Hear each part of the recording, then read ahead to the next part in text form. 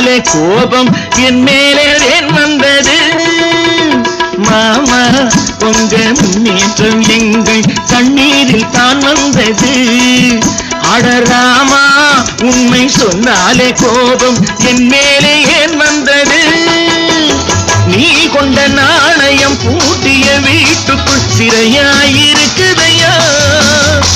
நான் கொண்ட நாணயம் நாக்கிலும் நெஞ்சிலும் நிறைவாயிருக்குதையா நிறைவாயிருக்குதையா